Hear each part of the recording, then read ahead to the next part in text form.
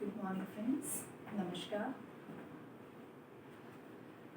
इससे previous videos में हम लोग बात कर रहे थे हमारे यूनिट नंबर 2 की genetics and human and evolution की, जहाँ पर जेनेटिक्स से रिलेटेड हम लोगों ने बात कर ली थी। इवोल्यूशन के बारे में जो डिस्कशन था वो अभी रोक दिया गया है। कोविड-19 की वजह से जो सिलेबस कम हुआ है उसमें इवोल्यूशन वाले पार्ट को पूरी तरीके से डिस्कार्ड कर दिया गया है। तो उसके बाद अब हम लोग नया यूनिट स्टार्ट कर रहे हैं, biology in human welfare, that is unit number 3। इसका चैप्टर फर्स्ट है human health and diseases. Human health, human सभी को पता है, मनुष्य के लिए यूज किया गया। अब हेल्थ क्या चीज़ है, what do you mean by health? Health किसे कहते हैं? अगर हम इसको डिफाइन करें, इसके लिए बात करें, तो किसी भी पर्सन की जो एक ऐसी स्टेट हो जो कि उसके फिजिकल, मेंटल और सोशल वेलबींग को डिफाइन करती हो, that is known as health. तो what is health? A state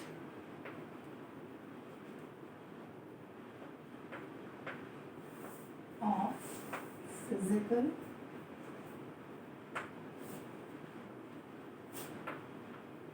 mental and social well-being।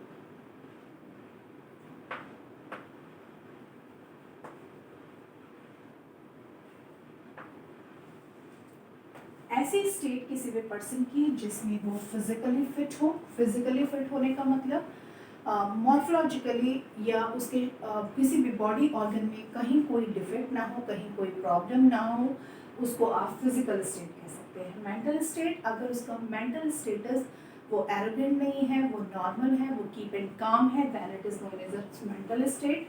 And social wellbeing का मतलब होता है, सोशल मीन्स अपने आसपास के लोगों से उसका बर्ताव किस तरीके का है, उसका नेचर किस तरीके का है, वो अपने अराउंड जो भी चीज़ें हैं उनसे किस तरीके से रिएक्ट करता है, that is known as health. कि हेल्थ का मतलब बॉडी में कोई डिजीज न होना ही नहीं होता, बल्कि हेल्थ को हम डिफाइन कर सकते हैं किसी भी पर्सन का जो फिजिकल स्टेट है, उसका जो मेंटल स्टेटस है और जो उसका सोशल स्टेटस है, तीनों चीज़ों को मिला करके अगर हम कहें तो that is known as health. ये प्रपोज किसने किया? WHO ने, वर्ल्ड हेल्थ ऑर्गेनाइजेशन ने। वर्ल्ड हेल्थ ऑर्गेनाइजेशन के अकॉर्डिंग जो हेल्थ की डेफिनेशन थी वो ये हो गई। अब इसके साथ साथ डिजीज फ्री होना चाहिए, डिजीज फ्री भी होना चाहिए, तब कोई पर्सन या ऑर्गेनिज्म कहलाएगा हेल्दी। अब हेल्थ जो होती है, इसको इफेक्ट करने वाले बेसिकली 3 फैक्टर्स होते हैं। 3 factors which affect health।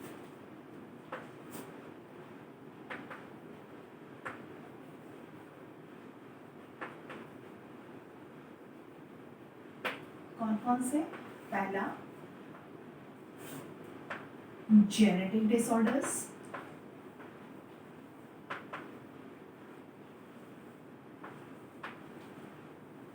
Number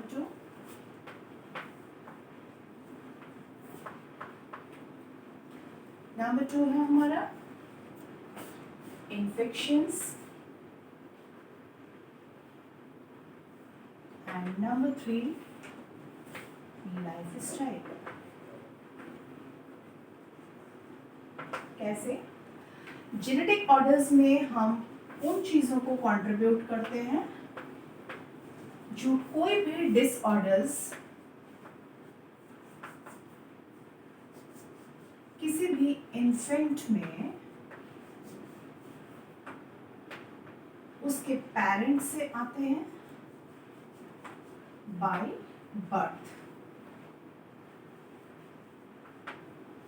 वो डिसऑर्डर्स, वो प्रॉब्लम्स जो किसी भी इन्फेंट में उसके पेरेंट्स से आते हैं और बर्थ से प्लेस्ड होते हैं, मींस जेनेटिक जीन्स के कारण हो सकते हैं, क्रोमोसोम्स के कारण हो सकते हैं,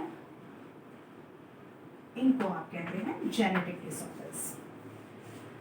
कुछ डिसीजेस के बारे में सुना होगा, जैसे डायबिटीज़ है, जेनेटिकली ट्रांसफर डिजीज़ है, सिकल सेल एनीमिया है, जेनेटिकली ट्रांसफर डिजीज़ है, तो ये जेनेटिक डिसऑर्डर्स कहलाते हैं। बहुत सारे सिंड्रोम्स होते हैं जो जेनेटिकली ट्रांसफ़र होते हैं पेरेंट्स से उनके बच्चों में। इन्फेक्शंस की बात करें तो दे आर कॉज्ड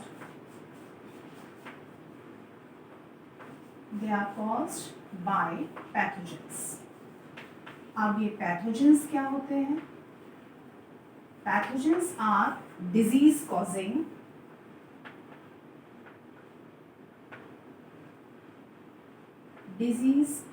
organisms। वो organisms जो डिजीज क्रिएट करते हैं they are known as pathogens. तो ये लिविंग बींग्स होते हैं और ये बेसिकली एज ए पैरासाइट किसी भी लिविंग बॉडी के अंदर रहते हैं और उनके अंदर इन्फेक्शंस क्रिएट करते हैं and they are known as pathogens। Then lifestyle is वो state या वो conditions जो arise होती हैं हमारे फूडिंग हैबिट से, फूडिंग या वाटर इनटेक या addictions, unbalanced diet,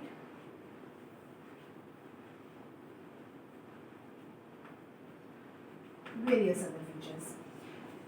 हमारे ऐसे तौर तरीकों से जिनकी वजह से हमारा खान पान अच्छा ना हो, जैसे कि हम जो फास्ट फूड पर आजकल के बच्चों की ज़िंदगी डिपेंड है, that is fooding habits, water intake means गंदा या अनहाइजीनिक वाटर पीने से, एडिक्शंस ड्रग्स या अल्कोहल इस टाइप की चीज़ों की एडिक्शन करने से, या अनबैलेंस्ड डाइट या lack of rest and exercises. Exercises ना करना, रेस्ट ना करना, प्रॉपर स्लीप ना लेना, हमारी हर एक एक्टिविटी आजकल के दिनों में ज़्यादा से ज़्यादा मोबाइल फ़ोन यूज़ करने की वजह से, बहुत ज़्यादा सोशल मीडिया पे रहने की वजह से हम इन बहुत सारे जो लाइफ स्टाइल के प्रॉब्लम्स हैं उनसे डिस्ट्रैक्ट होते हैं, जिसकी वजह से हम लोग अपनी बॉडी को हेल्दी नहीं रख पाते हैं। अब हम लोग बात करते हैं अच्छा एक और चीज़, अब ये जो तीनों फैक्टर्स हैं वो फैक्टर्स जो हमारे हेल्थ को इफ़ेक्ट कर रहे हैं, इनको इफेक्ट करने की वजह से एक healthy person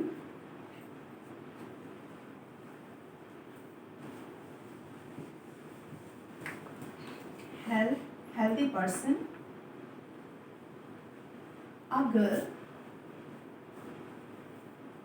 properly more efficient होता है काम करने के लिए, more efficient to work,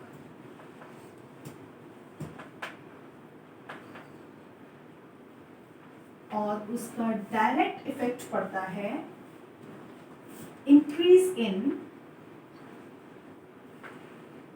productivity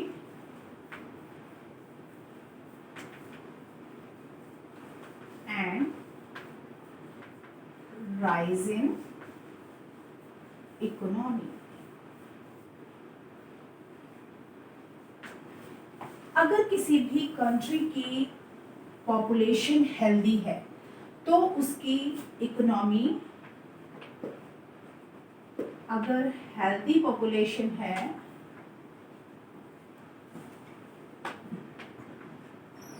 तो वो डायरेक्टली प्रोपोर्शनल हो जाएगी हाई इकोनॉमी पर।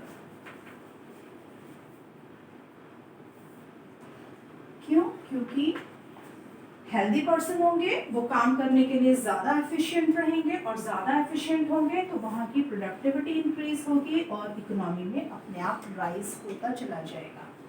ये हो गए कुछ बेसिक फैक्टर्स जो इफ़ेक्ट करते हैं हेल्थ को। अगर हम दोबारा से बात करें, WHO ने एक डेफिनेशन दी कि स्टेट वो बॉडी का स्टेट जिसमें वो फिजिकल, मेंटल या सोशली वेल बीइंग है और डिजीज फ्री रहता है, तो that is known as health.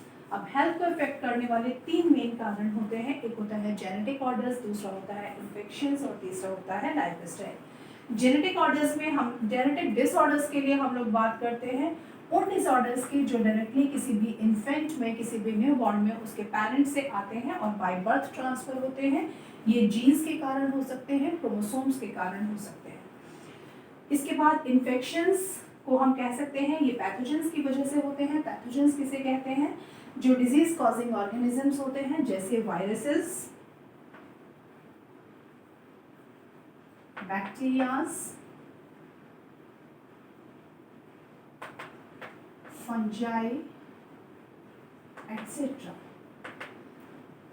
इसके बाद लाइफस्टाइल की बात करते हैं। जो हमारी अपनी बेसिक लाइफस्टाइल होती है उसमें अगर हम लोग डिस्ट्रक्शंस कर लेते हैं तो उसकी वजह से कुछ बॉडी में डिजीज क्रिएट हो जाते हैं and then person is known as unhealthy.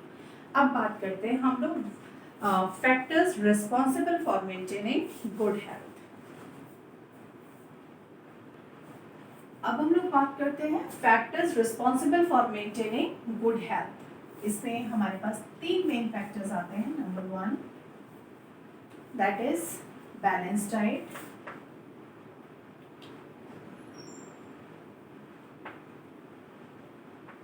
Number 2 that is personal hygiene,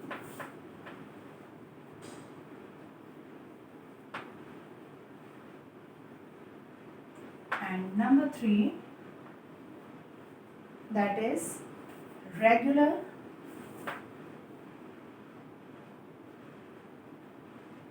exercises, yoga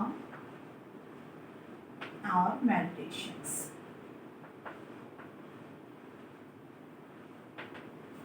ये 3 मेन फैक्टर्स जिनकी वजह से हम गुड हेल्थ को मेंटेन कर सकते हैं। Factors responsible for maintaining good health. Balance diet के बारे में अगर हम बात करें तो बैलेंस डाइट कहते हैं जिस डाइट में हमारे सारे न्यूट्रिएंट्स जो होते हैं वो कंप्लीट अमाउंट में होते हैं, बैलेंस्ड अमाउंट में होते हैं, उसको हम कहते हैं balance diet. Means the diet which consist of minerals, vitamins,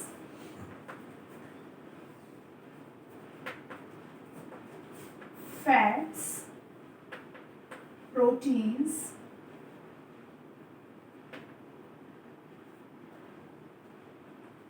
carbohydrates,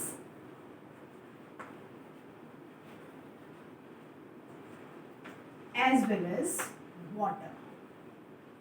That diet is known as a balanced diet. हर एक कंटेंट की जो प्रॉपर अमाउंट है वो हमारे जब डाइट में इंक्लूड होता है that is known as a balanced diet. और अच्छी हेल्थ को पाने के लिए एक बैलेंस्ड डाइट का लेना ज़रूरी होता है। पर्सनल हाइजीन का मतलब होता है अपनी साफ सफाई रखना। मीन्स वॉश्ड क्लोथ्स का पहनना, अपने घर, अपने अराउंड, अपने कॉलोनी, अपने बिस्तर, अपने खुद को जब हम साफ सुथरा रखते हैं that is known as personal hygiene. Personal hygiene में हमारा डेली बाथ करना, हमारा डेली कपड़ों का धुला हुआ पहनना, खाने से पहले हाथों को धोना, इस तरीके की जितने भी एक्टिविटीज़ होती हैं। अब आज के दिनों में, आजकल आज के टाइम में हम लोग डेली सुन रहे हैं प्रॉपर वॉशिंग ऑफ हैंड्स, जो आजकल का हमारा अपना एक लाइफस्टाइल में इनकलकेट होने वाली चीज़ है कि कोरोना जैसे डिजीज़ से बचने के लिए हमको दिन में कई दफ़ा हर 20-20 मिनट के अंतराल पर हाथ धोने की ज़रूरत पड़ जाती है, उनको सैनिटाइज करने की ज़रूरत है अगर हमको ऐसे इन्फेक्शियस डिजीज़ से बचना है। तो पर्सनल हाइजीन का मतलब ही अपने आप को स्वच्छ रखना, अपने कपड़ों को स्वच्छ रखना, अपने अराउंड जितनी भी चीज़ें हैं उनको साफ सुथरा रखना, that is known as personal hygiene. अब बात करते हैं रेगुलर एक्सरसाइजेस एंड योगा और मेडिटेशन वगैरह के बारे में। रेगुलर एक्सरसाइजेस से हम अपने बॉडी पार्ट्स को फिट एंड हेल्दी रख सकते हैं। योगा के थ्रू हमारा mental status fit and fine रहता है, मेडिटेशन के थ्रू हमारा मेंटल स्टेटस अच्छा रहता है, हमारी बॉडी अच्छी होती है। मीन्स ये वो एक्टिविटीज़ हैं जिनको रेगुलर प्रैक्टिस में लाने से हम खुद को हेल्दी रख सकते हैं और एक गुड हेल्थ अटेन कर सकते हैं। अब बात करते हैं हम लोग उन एस्पेक्ट्स के बारे में जिनकी वजह से जो हमको चाहिए एक अच्छी हेल्थ अचीव करने के लिए। तो एस्पेक्ट्स, वो एस्पेक्ट्स क्या है? To achieve good health.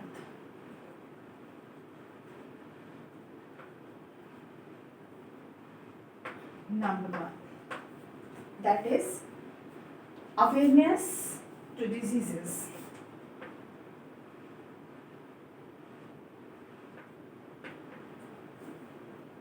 Awareness to disease, हमको ये मालूम होना चाहिए कि कौन सा डिजीज किन कारणों से होता है।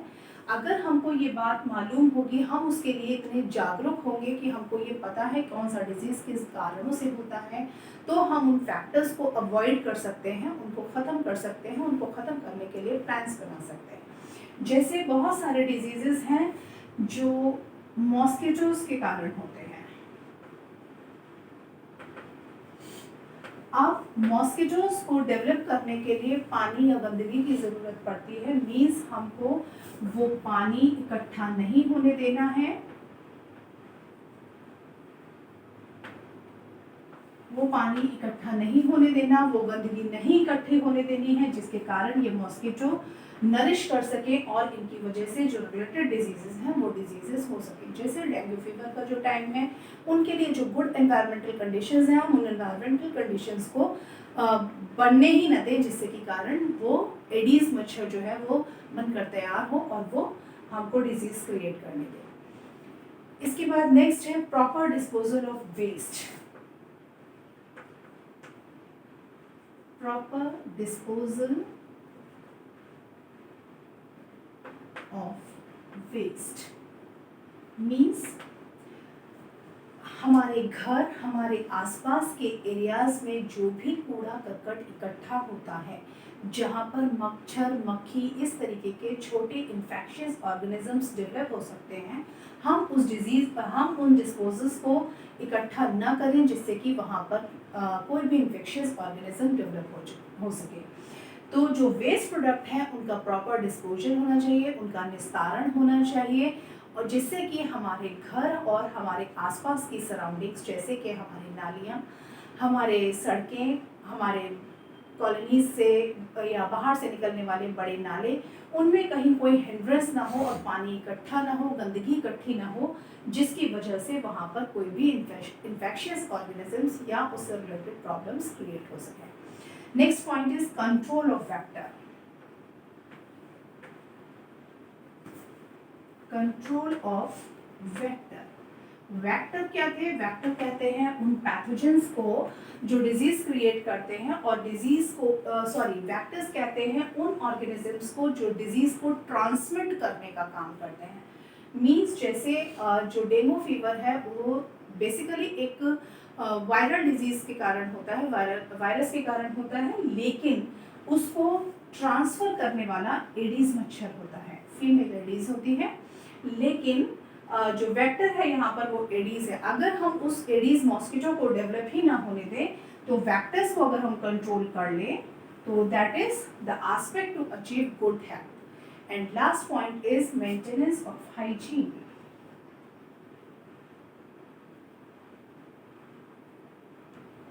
मेंटेनेंस ऑफ हाइजीन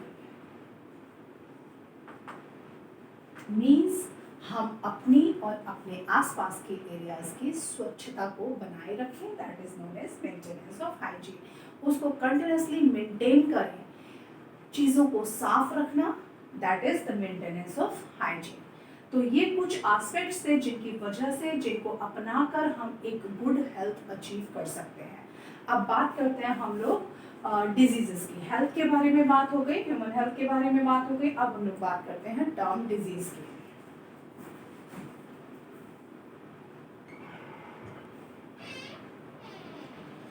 अब बात करते हैं डिजीज की। Term disease, the condition in which one or more organs of the body are not working properly. या तो कोई एक या एक से ज़्यादा ऑर्गन बॉडी का जो प्रॉपरली फंक्शन ना कर रहा हो, that is known as disease. और उसके फंक्शन ना करने से कोई specific characterised by various signs and symptoms, कोई खास सिम्टम्स प्रोड्यूस करे, कोई खास साइंस प्रोड्यूस करे, that is known as disease. Body के किसी भी ऑर्गन का या एक से ज़्यादा ऑर्गन्स का प्रॉपरली फंक्शन ना करना और उसकी वजह से कोई खास कैरेक्टर हो या खास सिम्टम्स को प्रोड्यूस करना ही कहलाता है डिजीज। अब ये डिजीजेस जो होते हैं ये किन के कारण होते हैं? पैथोजेंस के कारण होते हैं। जो इन्फेक्शियस डिजीजेस होते हैं वो बेसिकली पैथोजेंस के कारण होते हैं। अब डिजीजेस को हम दो पार्ट्स में डिवाइड कर लेते हैं, दो टाइप्स में डिवाइड कर लेते हैं। एक होते हैं infectious diseases,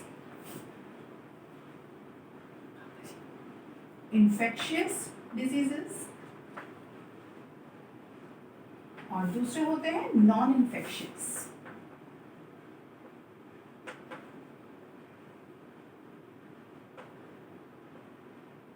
non infectious diseases. अब इन्फेक्शियस डिजीजेस क्या होते हैं? वे डिजीजेस जो ट्रांसमिट हो सकते हैं, diseases that can transmit from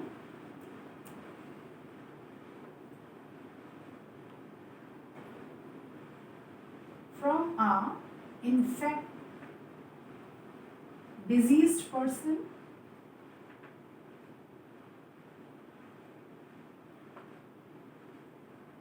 to a healthy person। किसी भी डिजीज्ड पर्सन से एक हेल्दी पर्सन में जो डिजीज ट्रांसमिट हो सकते हैं उनको आप कहते हैं इन्फेक्शियस डिजीजेस। अब इन्फेक्शियस डिजीजेस के कारण बेसिकली इनका जो रीजन होता है वो पैथोजन होते हैं। पैथोजन डिजीज कॉजिंग ऑर्गेनिजम्स को कहते हैं। तो जो डिजीज ट्रांसमिट इन्फेक्शियस डिजीजेस होते हैं ये डिफरेंट टाइप्स के होते हैं, इनके कारण कई सारे हो सकते हैं, जैसे कि वायरसेस, बैक्टीरियाज,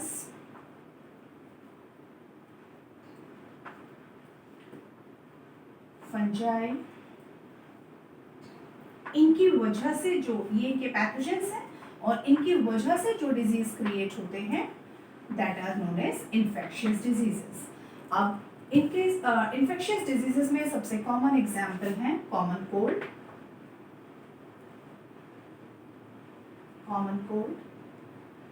निमोनिया,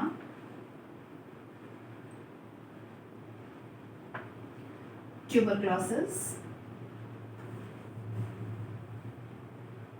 एटसेट्रा। ये वो डिजीजेस हैं जो एक पर्सन से, इन्फेक्टेड पर्सन से किसी भी हेल्दी पर्सन में ट्रांसफर हो सकते हैं, ट्रांसमिट हो सकते हैं।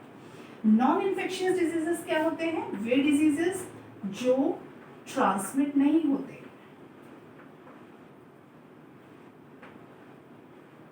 जो ट्रांसमिट नहीं होते हैं to healthy person.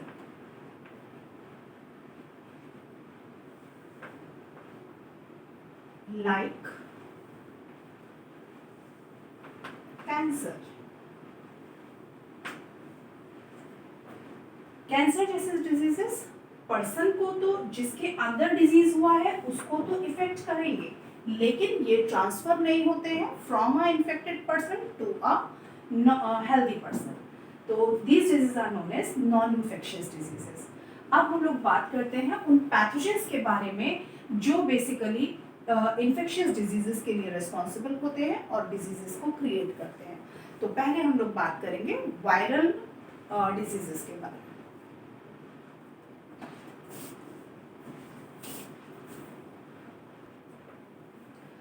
Infectious diseases के बारे में बात करते हैं तो जिन पैथोजेंस के कारण, जिन पैथोजेंस की वजह से ये डिजीज होते हैं उनको हमने बेसिकली डिफरेंट टाइप्स में डिस्ट्रीब्यूट कर लिया। Number 1 bacterial diseases,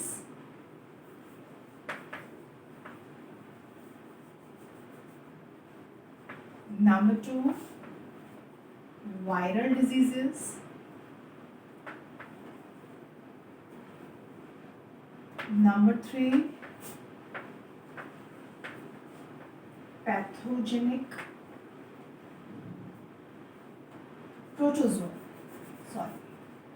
protozoan diseases. Number 4, fungal diseases.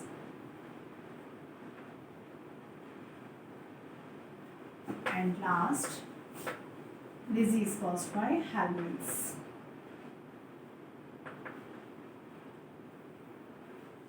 Helminthic diseases.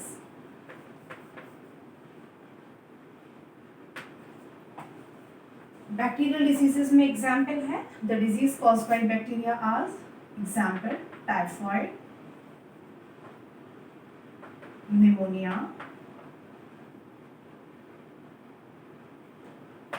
Viral diseases में कॉमन कोल्ड,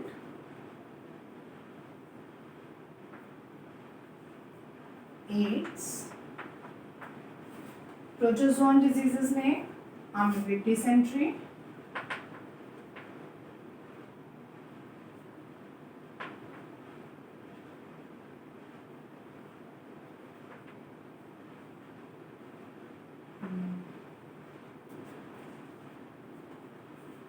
फंगल डिजीजेस में disease caused by ringworm and helminthic diseases में एस्कैरियासिस, एलिफेंटिसिस.